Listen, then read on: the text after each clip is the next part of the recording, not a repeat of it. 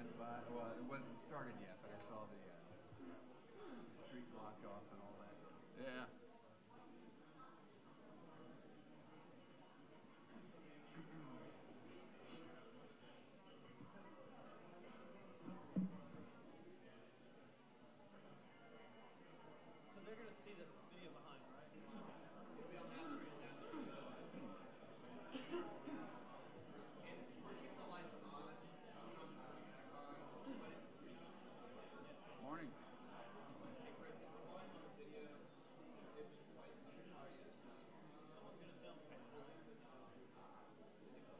Like a real TV show? It's just like a real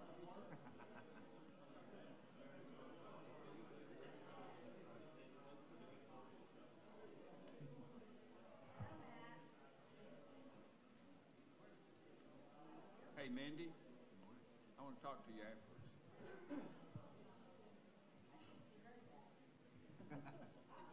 Yeah, in case anybody's wondering. Disregard that comment. The mayor wants to talk to me.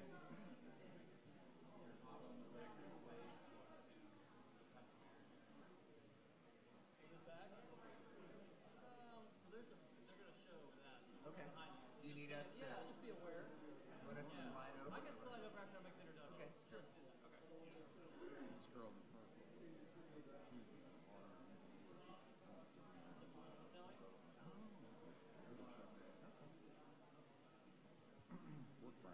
Welcome, everybody, to this morning's town hall meeting. My name is Matt Larch. I'm the president and CEO of Williamson, Inc. We're doing something a little different this morning. Actually, it's the first time we're live on YouTube, so thanks, WCTV, for making that happen. Also, Dave Crouch, who's the normal moderator for this conversation, is on vacation. This is the first time he's ever missed the town hall meeting. And Ken is very excited. The mayor's very excited about that. I just hope that he will be willing to take a vacation again, given how this goes this morning. Joining me is the co-host, Kel McDowell, our Director of Government Affairs. We greatly appreciate that. I want to start also by thanking the people who make this responsible. Those are our sponsors. Vanderbilt University, our presenting sponsor. AT&T, our program sponsor. I mentioned WCTV. We always appreciate the time and effort they take in making this happen. Thanks to Columbia State for the facility, and finally WAKM 950 for the live broadcast, which is made possible by Aspen Grove Asset Management. Our guests today are Ken Moore, the mayor of the city of Franklin, and Eric Stuckey, the city administrator, and we are going to take a deep dive into all things Franklin. But before we do that, just a few weeks ago, was it just last week, the State of the City address? I believe it was. I believe it was, last week. State of the City address.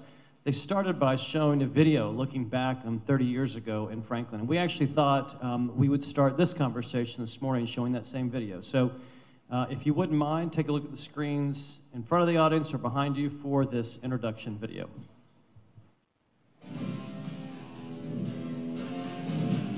Hello, my name is Wayne Martindale, and I'll be your back-in-time tour guide. So if you're ready, let's go. Back in 1988, George Bush defeated Michael Dukakis for the presidency of the United States. The first major computer virus infects computers connected to the internet. And you can see Back to the Future replays at the Franklin Theater for $2. Franklin's Main Street certainly wasn't as pretty, but big changes were on the way. Back then, a brand new home in a new neighborhood called Buckingham Park would cost you about $150,000. Let's start our Franklin journey back in time in January 1988. The mayor recommended a moratorium on annexations and rezonings. Yes, folks, some people didn't like growth even back then either. Since 1980, Franklin had annexed more than 9,000 acres into its corporate limits. The mayor said enough land already exists in city zones to satisfy things for a while. City services are not adequate for the vacant land recently annexed, but later that month, the moratorium didn't fly. Franklin aldermen abandoned it in a 3-5 vote. One alderman said a halt on rezonings would discourage industrial and commercial development in the city, which provides a vital tax base. Growth continued to challenge city leaders. Consultants told them the next 22 years were going to cost close to $200 million to be spent on schools, roads, wastewater, and more. The consultant's report said, while growth offers greater economic opportunity, it also brings a greater burden in maintaining the quality of life. They estimated the population to be 57,500 by 2010. They weren't far off, were they?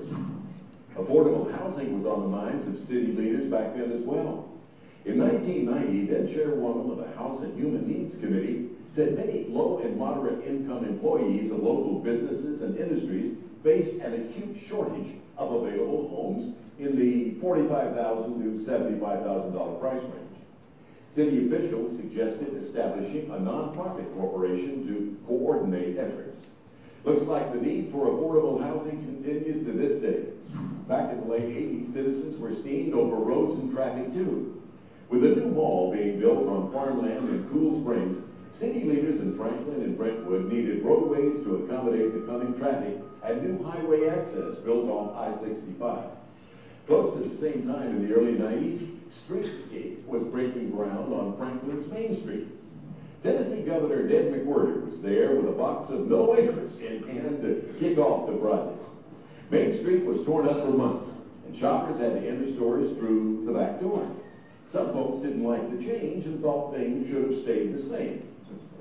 Boy, if they had social media back then, city leaders would have gotten an earful. Thank you for joining me for this trip back in time. And by the way, Mr. Mayor, good luck on your State of the City address. I'm sure you'll do fine.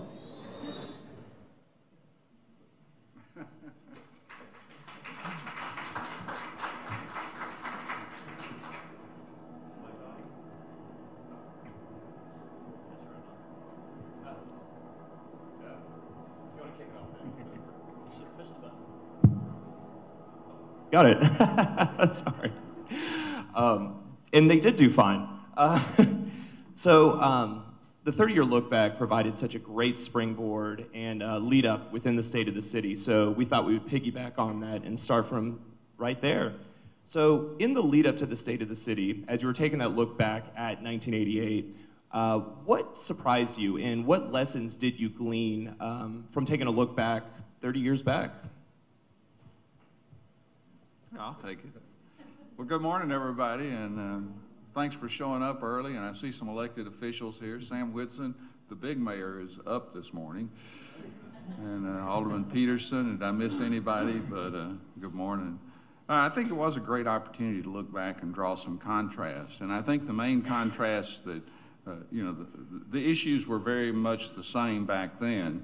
And I think the fact that our city leaders back at that time made some really important decisions that has made Franklin what it is today. I think they could have made a lot of wrong decisions, and maybe we might have still had Main Street clad in aluminum and maybe not have the roads we have. So I think that was the important contrast to make. Good decisions, good planning. And I think that is what we do today, is we have a lot of planning. I think we probably are much more expansive in our planning that we're doing now than they were back then.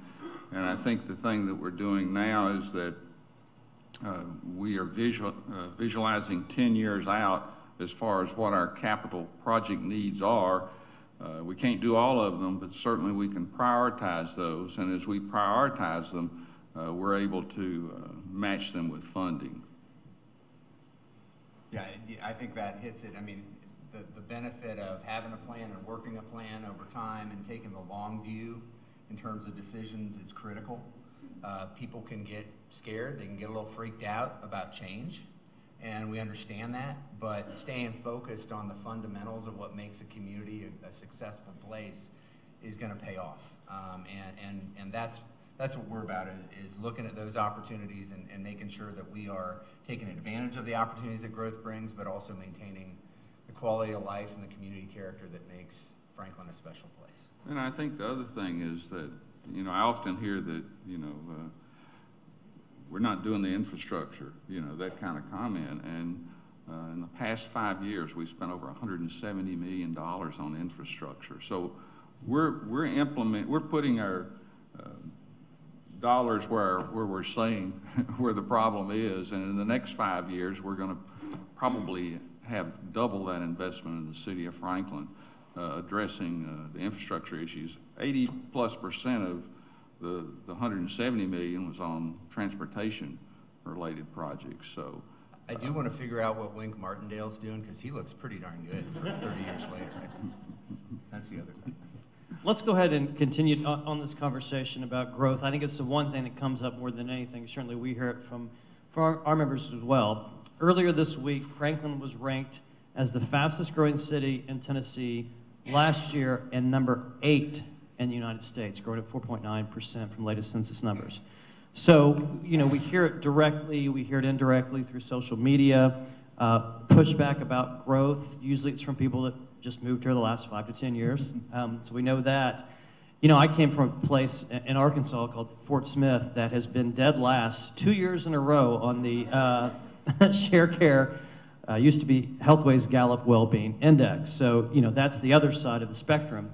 But I know you both touched on this, but what do you say directly or indirectly to people who say, stop growing? What's the other side of that? What's the other alternative, given your experience in city government? Well, I would say I've lived in other places. I've lived in the Rust Belt.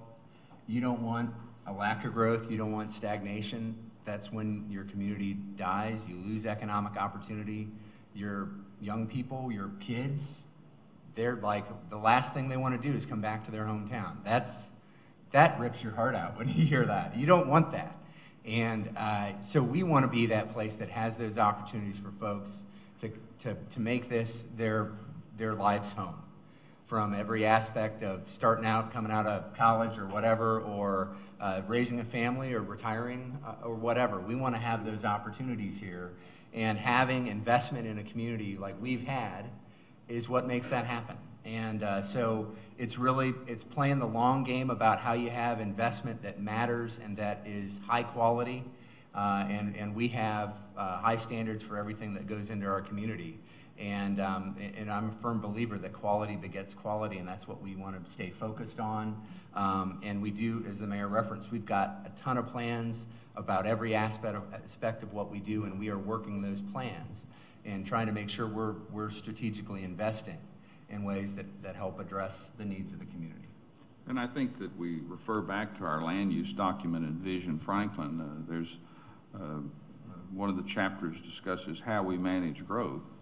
And I think Eric's alluded to the way we are managing growth. There's a lot of good planning and matching our needs with our ability to fund them and prioritizing things going forward. Before I turn to you, Kel, for the next question, let me just say that, first of all, we'll dive even greater in some of these transportation projects, as Eric is one of our guests at the Transportation Summit on June 19th at the Marriott. So we'll talk a lot more about transportation and specifically how that's related to land use. And secondly, too, I'm going to touch on something that Eric said. At the same time that the city of Franklin received that ranking as the fastest growing city, Williamson County, again, has the lowest unemployment rate of any county in Tennessee for, I don't know, 2 years or so straight, at 2%. And I think what that shows is that people are moving here and they're finding jobs. And that's exactly the kind of dynamic you want in your community. Like Eric said, there are places where he's been in the Rust Belt, where I've been in Arkansas, that would kill to have some of the growth challenges that we have. Kel? Absolutely. And on that note, Matt, you know, with Williamson Inc. as the Chamber of Commerce and Economic Development organization here in Williamson County, we work toward that strategic growth and building careers here within our community. And my question for you all is, how do we work hand in hand with you when accomplishing those things, and how does the city of Franklin approach those things? Well, you know, it's about looking at those opportunities, and we work with you and with the county and the state officials to really speak with one voice when we look at opportunities, so that they understand we work well together, we solve problems, and it is about high quality jobs as well, because we've looked at those job growth numbers, but they're not just any job. They're very good quality jobs in a variety of industries. We're a pretty diversified local economy, which is important. I think that's always part of the discussion too, is how does it complement what's here, but also how does it round out so that we're not, you know, there's a change in the economy or a cycle that affects you, that we can weather it well, and we saw that during the Great Recession, that this community fared far, far greater than about any place else across the country, and we came back sooner and stronger than about anybody, and that speaks to the diversity and the type and quality of what has been put in place here and the type of investment we've seen. But we try to be mindful. Of course, we've got our sacred cows about protecting educational funding. On the city side, we try to do the best we can to protect, especially public safety support funding. And so those are the kind of things, because we know those are fundamental to our ability to serve and preserve the quality of our community. So we want to work with development opportunities, but do it in a way that preserves quality of life and it is additive to what's going on here. Well, I think I would add to that. I like the term work together, and I think that's one thing that's unique to our county compared to many other counties, that we all do work together. We have a great relationship with Mayor Anderson and his staff. We have a great relationship with the Chamber. We have a great relationship with Columbia State. You know, in our community, we're unique compared to many other communities across the state, is that we're all working together kind of for the same shared vision. We're going to have differences of opinion, no question about that, but in the long run, we're talking to each other and trying to reach that common objective. Let me follow up on that too. You know, business recruitment always gets the headlines in the newspaper, bringing the next new company to town, but I think it's really important that people understand the existing business relationship that we have, and the fact that we go out together with the city to talk to our existing companies who are growing here, who are hiring here, who have really built this community over time. So I'd love to get your thoughts about what you've learned from some of those conversations we've had with our existing employers. Well, there's a lot of great examples, and Eric and I both have been on those visits, and most of the time our assistant has scheduled those meetings, and sometimes it isn't exactly clear why we're there, and so sometimes there's some puzzled looks when the mayor and the city administrator show up. But I call them business retention visits, visits where we go in and find out how the business is doing, what's happening, what do you need, here's a face, here's a phone number, call us if there's issues. I know there was one company that was considering moving, and this is a great story because we went in and talked to them and found out what they were doing. In fact, the only way we found this company is they were on the business section of the Wall Street Journal, if I remember correctly, a company that has a unique software that can analyze emails and letters and things like that, detect terrorism, fraud, so they were thinking about moving. They'd run out of office space, and thank goodness we were there because we were able to direct them to some available space that hadn't been announced yet. That's great. Eric, anything you want to add to the conversations we have? It's amazing the reach of the companies. That's what I always walk away. You know, who'd have thought right here in our town we've got these businesses that have such strength and diversity in what they do, but their reach is truly global, and they are world leaders in their industries, so many of them, and it's amazing. You know, I was you look at Franklin, and we've got something like 13 of the 25 largest companies with their presence here, and I saw a headline from where I came from, Cincinnati. They've got 9 Fortune 500 companies in Cincinnati. We've got 13 here. Right? It just blows me away. It does blow me away. And the one stat that we uncovered the last couple of years that I still can't wrap my head around is that for a county that makes up 3% of Tennessee's population, we account for 20% of all management jobs across the entire state. That is mind-blowing to me. And I think its success builds on success, like you said earlier, Eric. And you know, the work that we do to help those companies grow by having these conversations and putting a face with a name, I think is critical. And you're right, we do this much better than other communities because we all work together, and that's why leadership is so critically important. Kel? I want to add one quick thing to that, and because it's fresh on my mind, and we do talk about these great companies we have, but I have an opportunity occasionally whenever I'm going to appoint various commissions and things to sit down and interview people that have an interest. And right now I'm interviewing people for the Development Services Commission. And the quality and the uniqueness of the people that have applied for these, because I had 30 applications, and the opportunity to sit down and hear where they came from, what they do. I mean, we have so much talent here. It just blows my mind how many smart people we have here, such as Eric. You saw me wear that wig, right? Yeah. Okay. Well, that was Just kind a of, little reality check there, yeah. that was a weak moment, Eric, Yeah. for sure.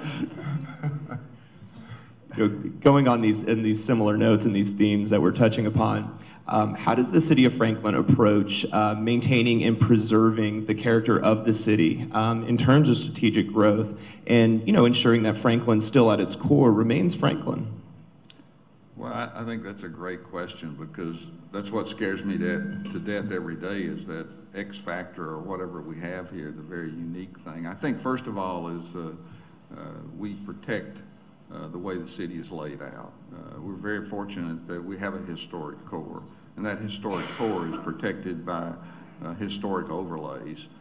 We have a historic zoning commission and a preservation group, the Heritage Foundation. They're very protective of our history. The Battlefield Commission and the Battlefield groups that protect our heritage and many of the things that happened in the past. And then we have, I think it's fortunate that the business area, the economic generator, is located away from downtown.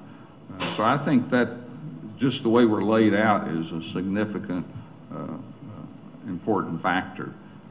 Certainly planning, as we continue to talk about planning, is an important factor in trying to protect that uniqueness that we have here. Yeah, the strong land planning, land use planning, and zoning elements have been a hallmark for a long time. They make a difference. The mayor mentioned the protections that are in place that look at preserving our historic core. The way we do infrastructure matters too, because we look at the quality of what is put in place, and that, you know, when we do roadways, we try to do pedestrian facilities with them so that we're connecting. We're looking at lots of things to fill gaps where older infrastructure may not have had that in place, and we want to do that so that we can connect neighborhoods to shopping, to schools, to parks, and those are the kind of things that really help us preserve that livability factor that you can't exactly put your finger on, but that is really important, and you know when it's not there. And that's the things that we've really put a lot of focus on. We don't have, sometimes we hear Franklin's really tough on things, but largely our building codes are international codes. They're not things we make up for Franklin, but we just make sure that they're followed. And then of course we have design standards that affect the way things look and feel in neighborhoods and in our community that are really important too, and something that is important to uphold, because that's the character of the community as well. I love your comment about neighborhoods, because having walked many of the neighborhoods in Franklin, you find out that every single neighborhood feels like they're the best neighborhood in Franklin. If you want to have a little controversy, say that neighborhood's better than your neighborhood. But I think that's reflects well on the citizens of our community, that they have a lot of community pride. They have a lot of community pride in where they live. So that really helps us as far as going forward as a community. Well, and I'd follow up and say, how many other communities look to Franklin in terms of being a role model for community preservation or development? I mean, we know how many people come and take a look at some other places, but, you know, yes, we have standards in Franklin that may be more strict, but then we have communities that look to us as a model for those kind of things too. Yeah, we field calls all the time. It's part of, and we're honored about that in terms of communities that come and visit us or contact us about how we're handling certain things, and it's really across the board. You know, you saw this week the rollout of body cams and that element in our community in terms of our public safety services. And we've had countless calls about, what's your policy? How are you doing this? Because we're a flagship accredited police department, and we've taken a lot of time to make sure we're doing it right, so that they're serving their purpose, but that we're also appropriately protecting the privacy of children and what happens in a private residence or at a hospital, or, you know, we took time to think those things through. And that's just an example of paying attention to the details that matter. and not just rushing in, but trying to make sure we do it right. And so that's something we share, but we ask questions all the time ourselves too. We're constantly trying to go and learn and hear from other folks as well. And when we have somebody come visit us, we make sure we pick their brain and engaged in going out on trips like Franklin Tomorrow does and like the Chamber does too, to help us connect and learn and see what's going on in other places that might apply here. We are fortunate to be joined by the best tourism director in America, Ellie Westman Chin, on the front row this morning. And I would hear about it at lunch later today if I didn't ask a question about tourism and the role tourism plays in economic development. We know that people move to a community for the same reason they visited a community. So I'd love to hear your all's perspective on exactly how tourism contributes to economic development in Franklin and Williamson County. Well, I think I would agree with you. We have a great tourism director, and we really enjoy working with her. And I think you don't have to go very far to see the success of the work of her organization. Whenever you go down on Main Street on a Monday, and there are lots of people walking around on the street, and you know, I love going down there sometime, and I'll stop somebody and say, "Hey, how you doing? Where are you from?" Or look at the license plates on the street, and you know, that's refreshing. I mean, people love visiting here, and they love walking our historic Main Street and just kind of getting the vibe, and many of them get the vibe and move here. I think those are really great dollars to have.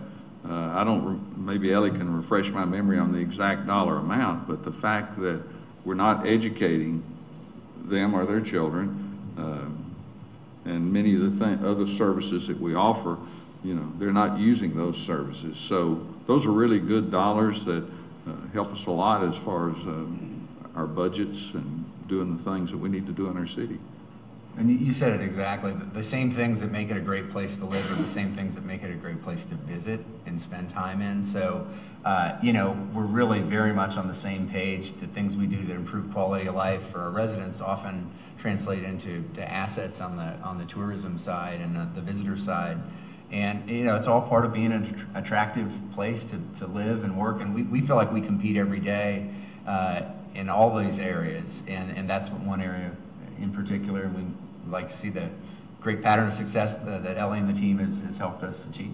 Well, and we've got a great relationship with the CVB, and Ellie was at a conference a few weeks ago and texted me because one of the programs was how to work with your local Chamber of Commerce. So we've been doing it for years.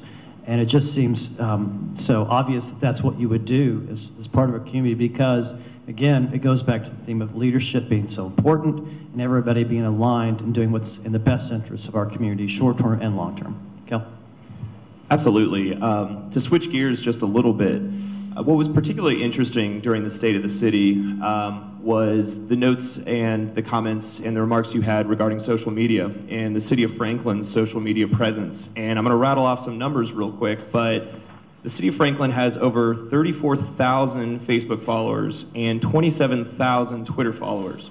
So my question to you is, how has social media, online content, and video really impacted the City of Franklin's governance? And also, how has it made you more responsive to citizens and residents' needs?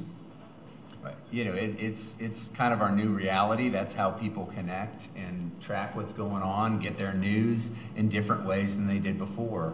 And so we see it as a way to engage, but it keeps evolving. You know, we're doing little videos constantly now because that's what people get attracted to. So it's not just enough. It used to be, well, you know, we have a website. Well, great. But now that's almost a resource library. You use social media to connect back to more detailed information on your website or other sources, but you also got to get people's attention and engage them. We see it as a way to hear from people in different ways and respond. I mean, everything from, you know, did we miss something on a trash pickup that morning? We had somebody who had something turned over, and they took a picture and sent it to us, and then within an hour we got there, cleaned it up, and they posted a second picture of how great it looked after we'd gone by. I mean, that's our reality now. People live that out and will share it in their own way, and we get that, and we've tried to engage in it. We've tried to make it a pretty open forum. We pretty much take it all, and you hear your critics as well as you hear your champions. And what's interesting is sometimes you'll have somebody make a critical remark about something in the community or the city or whatever, and we'll try to respond, but also we'll sometimes have our own citizens say, well, did you know this, this, and this? And you can tell they've been following what we've been sharing through other avenues. And that's actually rewarding too, because citizens are engaged. Because citizenship is not just a consumer experience. It's an engagement in your community. It's having knowledge and being engaged in helping solve problems. And so if we can use those tools to do that, I think that's successful. And when I see people have an intelligent interchange about something that's of concern that I know is at least in some way informed by some of what we've put out there, I think that's a win, and we want to keep building on that. Well, I think we have to say who's doing all the social media. We have a great communications staff headed up by Melissa Ryerson and Stefan Duran and Stephen Price and Monique McCullough. And Monique McCullough. Mm-hmm. Who does lots of other stuff too. Yeah, Monique has so many jobs, but they're a great team, and they're making the social media thing happen. They make the State of the City thing happen. I may give them my boring talk, but they convert it into something people want to hear. And I think that's one thing we've had a lot of fun about is presenting how Franklin is doing in a unique fashion so that it is fun to watch. Yeah, so great thing. And you're right, Eric, about citizenship being a two-way street, for sure. We've got a ton of other questions we could ask, but at this point, Kel, if you wouldn't mind going in the audience, and before I call on somebody, we've got someone. Is that Mindy with her hand up? Mindy's got a question. You want to take the mic? Absolutely, Kel, absolutely. And if you don't mind stating your name. Hi, I'm Mindy Tate with Franklin Tomorrow. So I was here 30 years ago, and I wonder, when you went back 30 years ago, was there something that you would have changed? If you could have, is there something you would have changed from 30 years ago? I think it's a great community, but it could be even something humorous. I mean, you obviously looked through a lot of videos and a lot of newspaper clippings to find what you found, but anything you would have changed that happened 30 years ago? Well, we were giving you an accelerated course in grammar school so you could have grown up faster. I think I would look back and say they probably should have been more obvious with their planning. I think probably a lot of the choices and things they made didn't maybe have some of the research and efforts that we put in today to make sure we're doing the right things. I think some of those reactions may have been kind of gut reactions, but they were the right reaction to make. Certainly you can talk about maybe trying to have done things earlier, but you know, we were fortunate they did it at the right time. Any ideas there? Yeah, it's hard to second guess things because you don't know what chain of events happen from other decisions. I think certain things happening sooner or different timing could have helped to avoid some of the problems you deal with along the way. Yeah, it's hard to second guess that for sure. I don't know. Well, let me ask it a different way. It's a great question, Mindy. Was there a turning point that you found? Like, was there one? I get that one decision leads to the next, but was there a critical decision in that 30 years you think that put Franklin on the path that continued to run today? In my opinion, it was revitalization of Main Street, doing the Main Street streetscape. You know, they had tried to make downtown Franklin look like an outdoor mall. They put up aluminum and these awnings, great looking awnings, and you know, it just covered up the beauty of the city and the fact that you had visionary people in our community that put their money where their mouth was, that owned those buildings and revitalized them. You know, all of a sudden you made a place where people wanted to go. You took away the ugliness, and people wanted to come there, and people started bringing shops in and restaurants. And I look at it as the complementary things that happened at that same time, the downtown revitalization, as well as the explosion of what happened in Cool Springs with the mall, but also the commercial space there. Those two really complemented one another. and created the unique character that is Franklin. I mean, that's what we see when we try to go visit peer communities. Nobody has the combination we have. They have a cool Springs, or they might have a revitalized historic downtown. I have yet to see one that has both to the level we do and how they complement one another. So to me, that happened in that early 90s time frame is really charted the course and shaped what we are today. And you can always second guess certain elements of that, but the big picture direction of that has been a huge difference maker. I mean, that's what shaped who we are today. In a good way, I think, largely.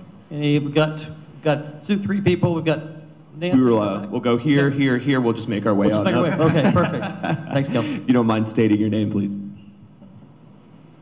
Nancy Conway, Williamson, Inc. Along those same lines, 30 years ago, step back and think about the very serious efforts being made by the historic preservation groups as relates to historic structures. Carter House, Carrington, later Lotes House. This was the basis, along with historic Main Street, for those fabulous tourism dollars. And I look back and think about working all the marketplaces across the United States and Canada, promoting Franklin as the place to bring your tour buses and your large groups. Also, during that period of time, we had progress being made on the Natchez Trace Parkway. So look at it today and the numbers that go with it. Thank you. Well, I think, yeah, tell them that you can't fake genuine, and we have a genuine story, and that all has helped tell that story more effectively.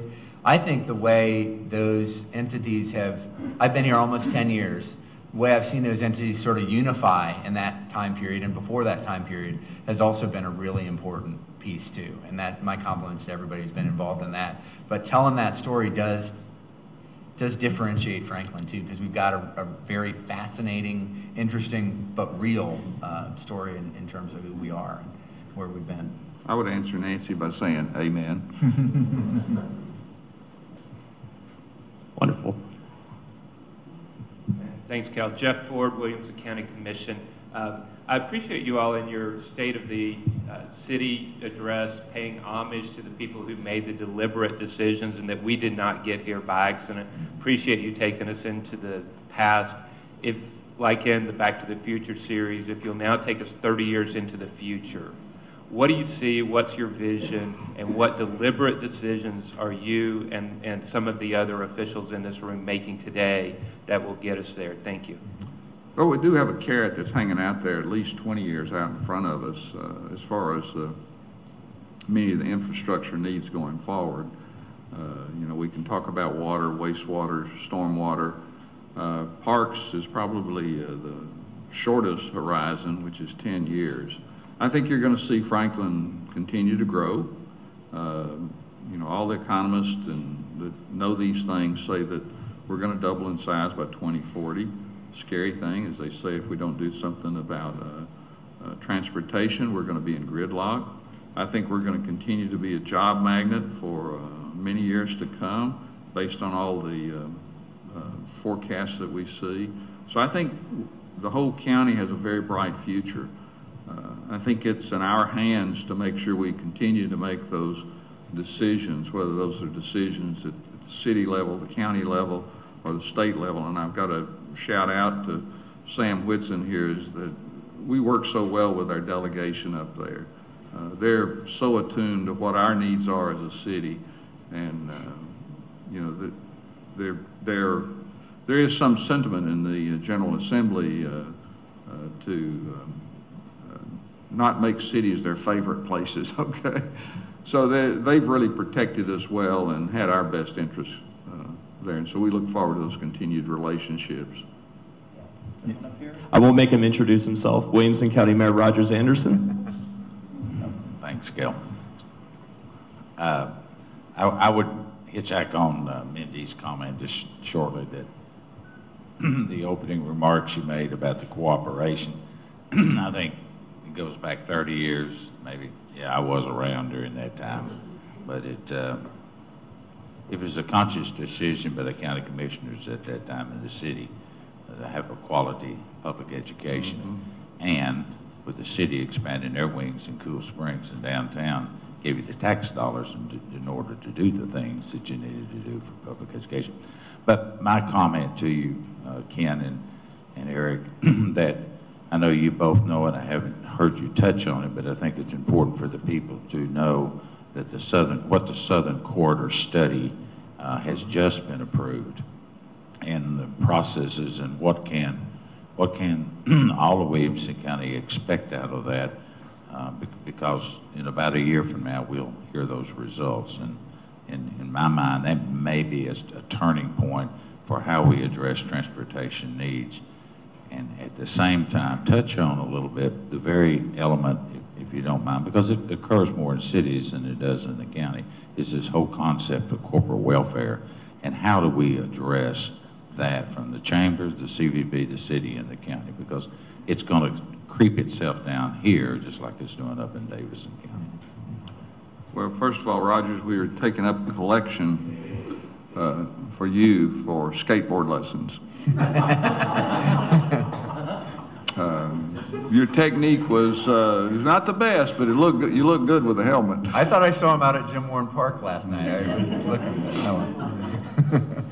So I appreciate your bringing up the Southern Corridor study, because that's something that I probably beat the drum for a long, long time about that, because that's an important study to help us understand what our transportation options are going forward and what's really financially feasible to connect Williamson County with Davidson County.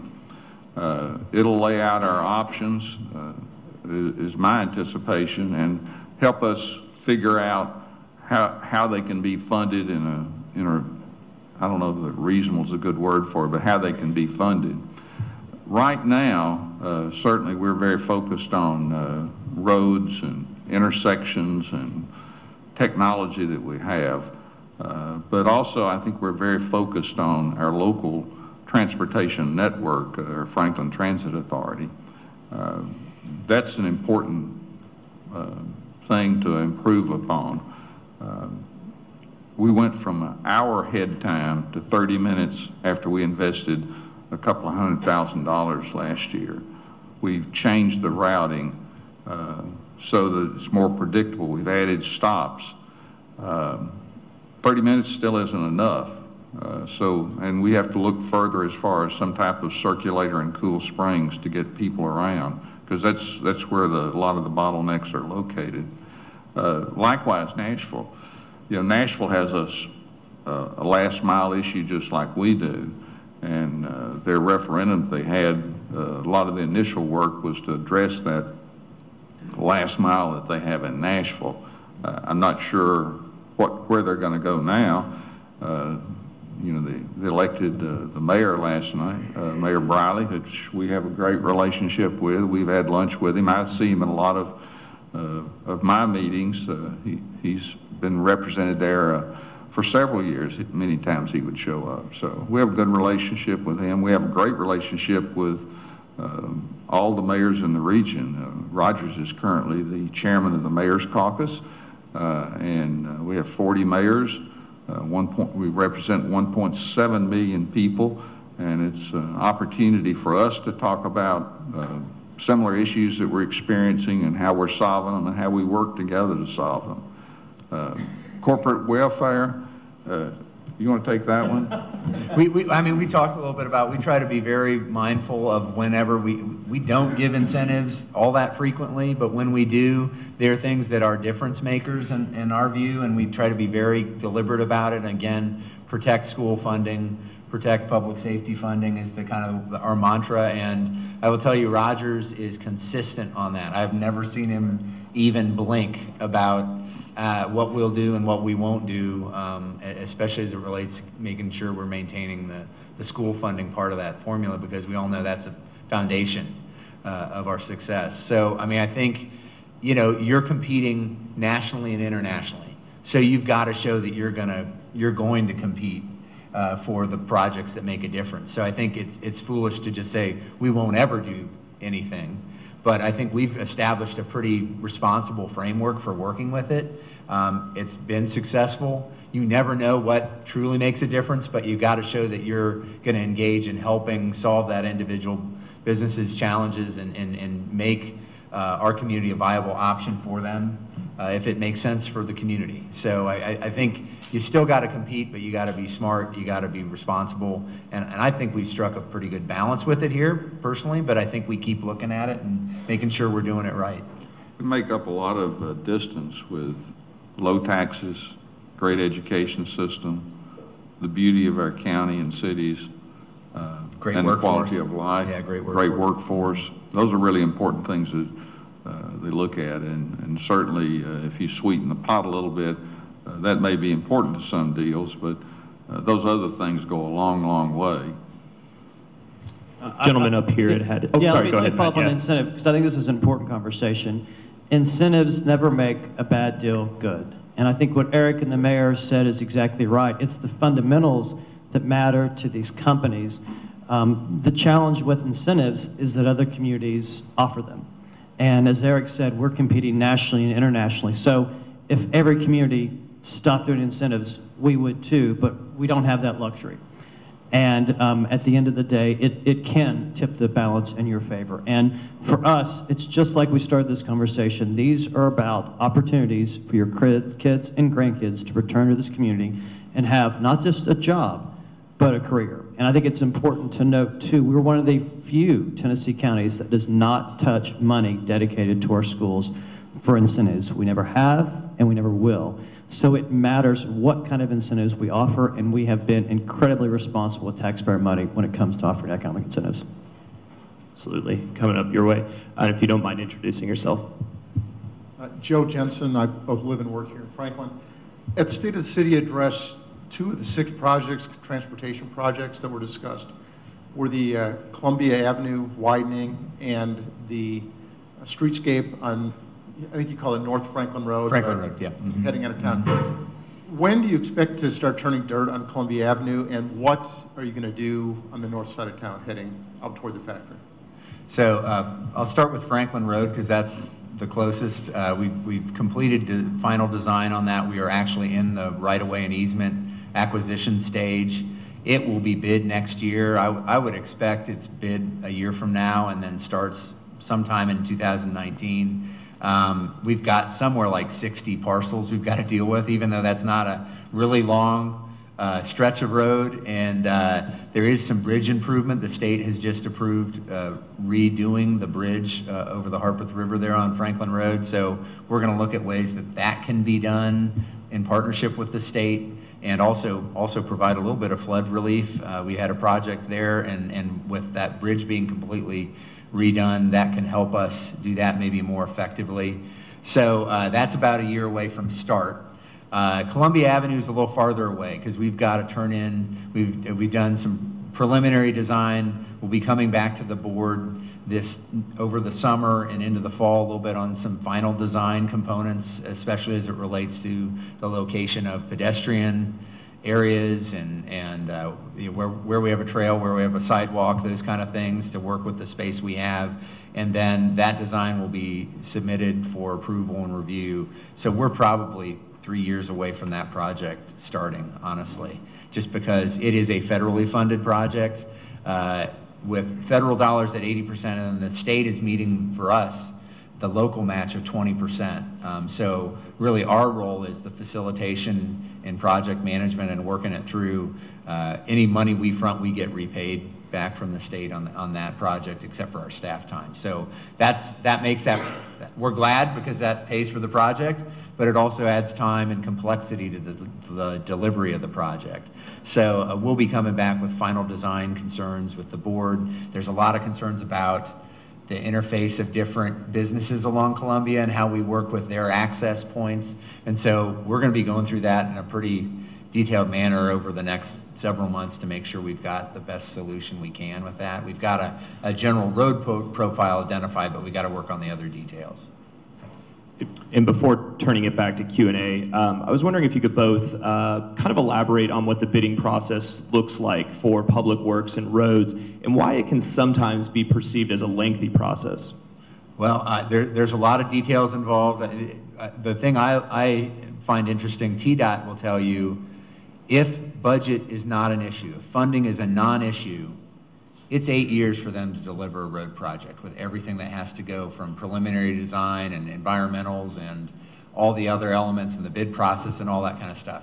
So that's taking, to me, one of the hardest parts which is how to pay for it, out of the equation too, which takes time, and you've got to stage things to make it work in a financial plan. We're better than that, but it's still, there's a lot of those same elements we've got to go through, and then when we do have state and federal dollars, we end up having to deal with some of those same hoops. So, I mean, there's a lot of complexity, and really the construction part is the piece everybody sees, and that can be painstaking too, but there's a number of years that lead up to even getting to that stage. So it's challenging. I do want to note, the mayor referenced the 170 million completed in the last 5 years. We did an outlook for the next 5 years, and just what we can expect to begin in the next, be completed or begin in the next 5 years, is twice that amount in infrastructure investment. 345 million is my little fancy handwritten list here. And those are just what we know about right now. There will be other things we do, and these are more larger projects. They don't get some of the smaller projects we may do that make an impact. But we are on full bore going on planning and preparing for those projects to come through. We've done it, as the mayor said, a 10-year capital plan, so we're looking at long-term capabilities and a financial plan that goes with it, that also carefully looks at the standards and expectations to maintain a AAA bond rating from both Standard & Poor's and Moody's. So that's the complexity of it, is doing what needs to be done, figuring out the financing, but also laying them out in a way that works and people can still find a way to get around, especially with road projects. And no meeting would ever be complete without asking about McHatcher or McEwen. Yes. So McHatcher, we're waiting for the Department of Transportation to complete some negotiations on some right-of-way. They initially thought this right-of-way would be permanent right-of-way, and then they decided it would be temporarily needed, and so that saves them $3 million, and so we're still hopeful this is going to be bid this fall. I think would be where we would look. McEwen Phase 4, you know, we're trying to track that as fast as we can. The environmental study, we fast-tracked that, and now it's waiting for approval, and then we submit that, some documents back to the state, and then we can start the right-of-way acquisition on that. That's a big project, but I mean, you think about some big road projects come forward, and you remember a few years ago, the flower of Franklin was the yellow cone. Well, that'll be back. So we did get Hillsborough paved this week, so yeah, thank God for that. It's good. Good-looking project. Yeah, it's a great project. If Dave was here this morning, this would be the point where he'd call on someone from the audience. So Representative Sam Whitson, I've got a question for you, and I think this could start a dialogue. This was referenced earlier by the mayor. Talk a little bit about some of the challenges you faced and the way you advocated on behalf of Williamson County and Franklin on a couple of bills in this session specifically targeted Franklin. One at design standards, one at the Harpeth River that would have affected a water treatment project. What's your take on that? And more importantly, what can we do moving forward so that kind of stuff doesn't happen in the future? Thank you, Matt. Is this on? Okay. He's talking about the design standard bill. There was a representative from this Hamilton County who was working with the state association to restrict cities from implementing design standard zoning laws. And we picked up early on that and worked closely with the mayor and Eric on making sure that did not come to, into legislation. Well, it stuck around for 2 sessions, and I'd like to compliment Charles Sargent and Jack Johnson and Glenn on helping delay it 1 year and then finally killing it the next year. You know, we're going to miss Charles Sargent. I call him sometimes Guido. He made the opposition an offer they could not refuse, and it never came up to a vote. And but we worked real close with the city on that. And there is pressure. We do things right here in our Williamson County and Franklin, Spring Hill, Fairview, the cities I represent. And we see that cooperation they talk about. I mean, that makes our job very easy to come up there with a common purpose, common goal at the state legislature. And I mentioned before, we're fortunate in Williamson County that we have one state senator and 3 representatives all within the geographical boundary of our county. And we're unique. We're the only ones like that. So that shows unity of purpose up there when we have these challenges from people who want to tell us how to do our business when we leave the state in so many areas. The city is working with TDAC on the Harpeth River project that they talk about, and we've encouraged that. And we're blessed also that the new commissioner of TDAC is actually from Williamson County. So it gives a good perspective on the issues that we're facing there. But again, I cannot overemphasize, when legislation comes up, first person I call that impacts the county is Rogers or the mayor or Eric to talk to them. And Shauna Billingsley wears me out up there on the phone, the legal staff there. And we represent our district and our county, and we'll continue to focus on it. Well, Sam's been a great legislator to work with, and I just can't tell you how effective he's been up there, and we're so proud of him and how he's represented us. I really appreciate your raising the issue about the new wastewater plant and the new discharge permit, and you're exactly right. There was legislation brought that specifically targeted our efforts to build a new wastewater plant, and also the funding of over $100 million at 1.47%. You know, we're the only city in the state of Tennessee that's done an integrated water resource plan, maybe one of the few in the entire Southeast and in the United States.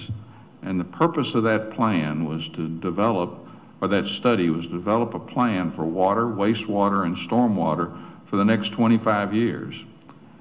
And to make sure that what we did, whether it's water withdrawal or discharge into the river, did not harm the Harpeth River.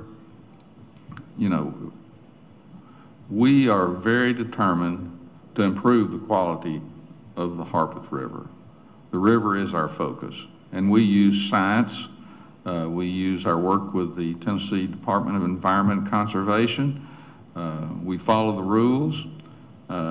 What we discharge into the river is a fraction of what was permitted in our old permit, and our new permit is much more stringent, and we will be well within those parameters that's been determined on a scientific basis, not only by us, but the Tennessee Department of Environment Conservation.